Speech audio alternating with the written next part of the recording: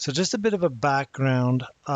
When I got my 3D printer and I was looking for something that creates an STL file, I tried all kinds of different things. I tried SketchUp.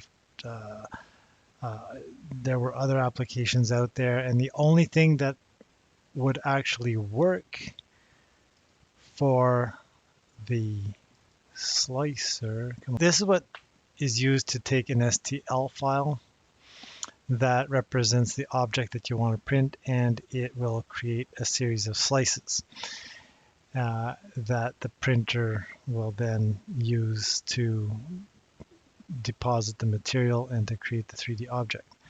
And basically, the only one that I was able to find that worked with that slicer and didn't throw any errors and stuff like that was OpenSCAD. And the more I use it, the more I like it. It just happens to be one of those really interesting things that, oh, anyway, so I need to create a drum.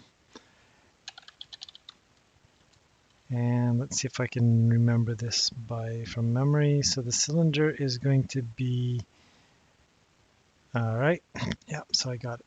So this is what this instruction did is it said essentially create a puck that's 1.25 millimeters high by 74 millimeters in diameter with 50 individual segments around the circle.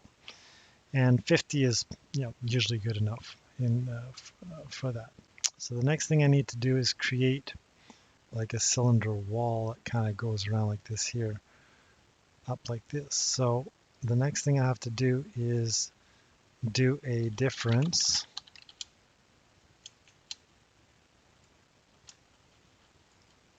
of one cylinder that's going to be like this.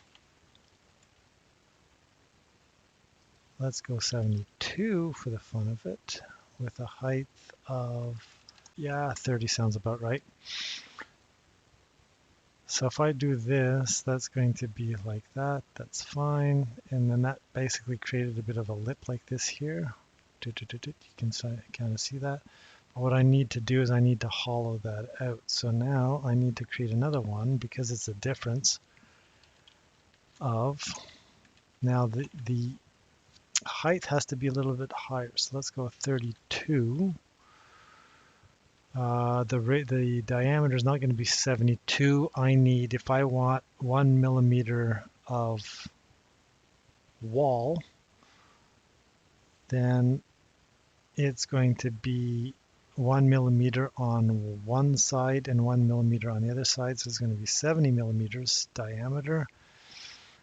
If I do that, you can see that it's kind of more or less correct, but now I need to translate. I think it's translate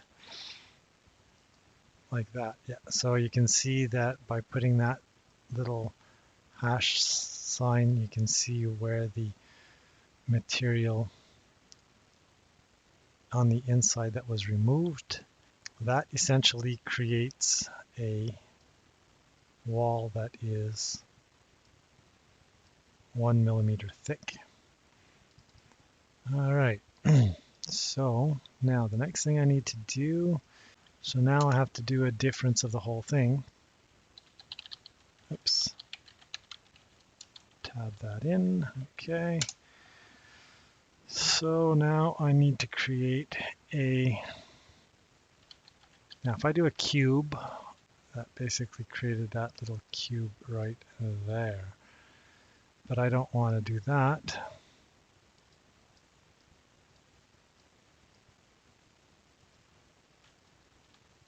Oh yeah.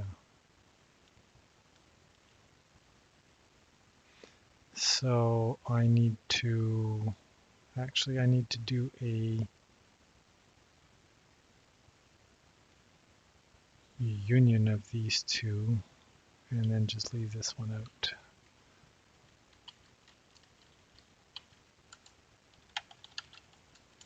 .30 as well, and you can kind of see where this is going to be like.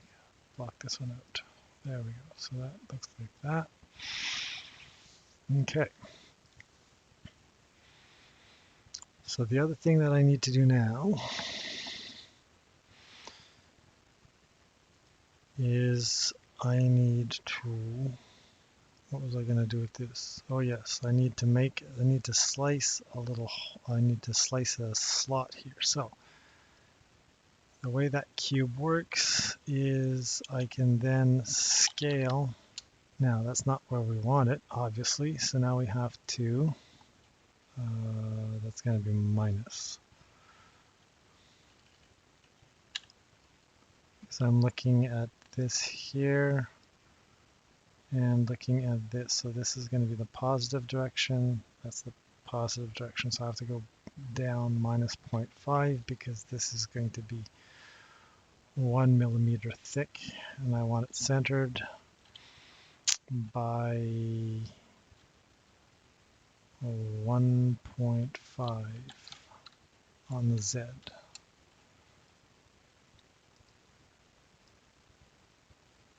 And that essentially creates, that. And if I take that out, it looks like that. So the idea is that as you flip it around, there's going to be a small portion of time. There's going to be one position where the thing lines up maximally like this, and the light will be able to shine right through to the other side. All right, so now, what else do I need? So this is going to create that, but I need to put back in a little thing here for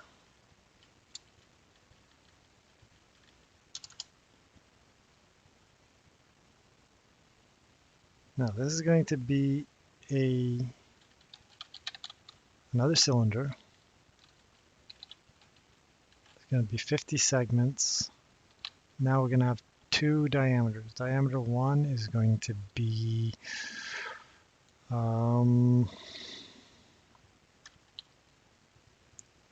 millimeters. The other one is going to be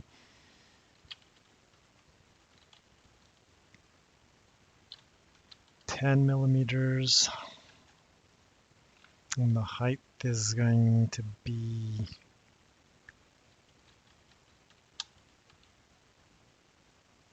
10 millimeters high. And what that's going to do is, 10 and 5.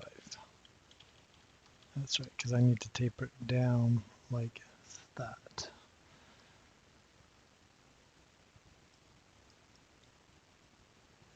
Okay, and now I need to difference again.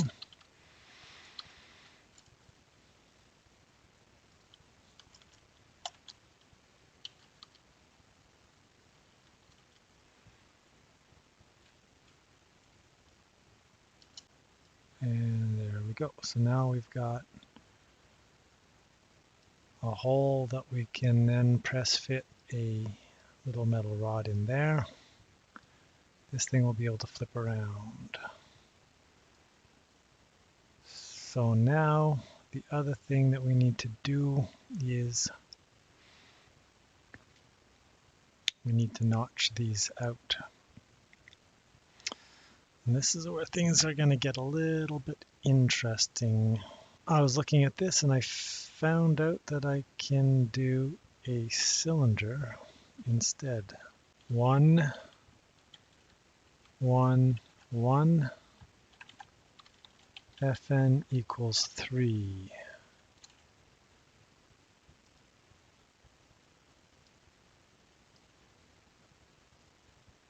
Good. So that creates a nice, neat little thing like that. That should put tick markers all the way around. And that's it. So now, now that I've got that, I need to create the STL file. So this is basically the OpenSCAD file. It's just a text file, and OpenSCAD will create this object from these instructions. So now I do a pretty full render, and it's going to go and create all of these guys.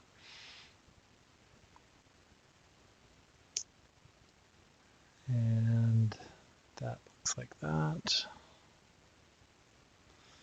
And now oops, need to do that. Rendering finished. Let's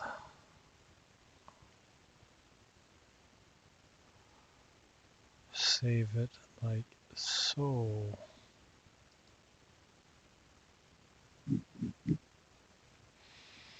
All right. And that takes care of that one. So now what I need to do is open up my slicer.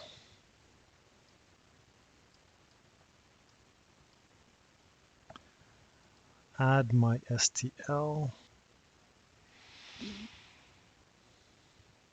And that's what it looks like.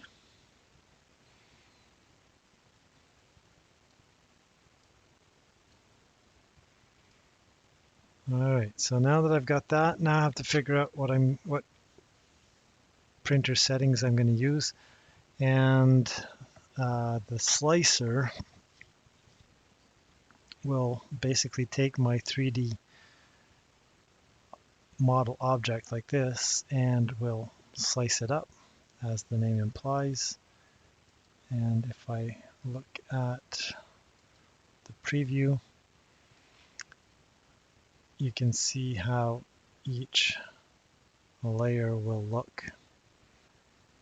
The material thickness is not really enough to warrant changing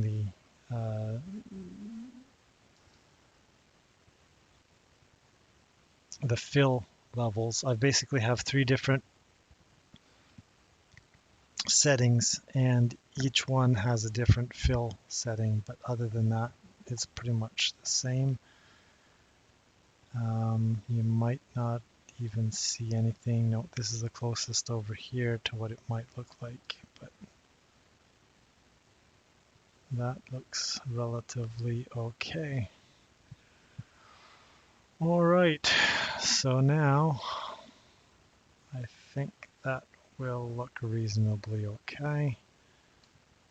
And how's that going to look along the edges? So it's going to basically do probably something like, it's probably going to go in this direction and then kind of come back and then do another inner layer fill. So it's going to looks like it's going to print 3 separate, 2 outer and a fill most of the way up. 3 layers should be strong enough to handle most reasonable without applying too much force to it. Obviously, if you kind of try to squish this, if you try to put too much force on this side and on this side, you could kind of deform the plastic and maybe break it and whatever.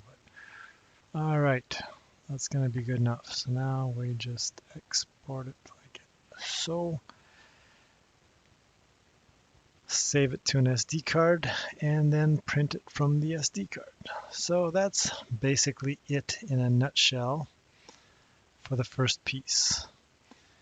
And I think I'm going to start designing the next one, and you'll probably hear this one printing when I'm working on the next one, but because it's like right near me.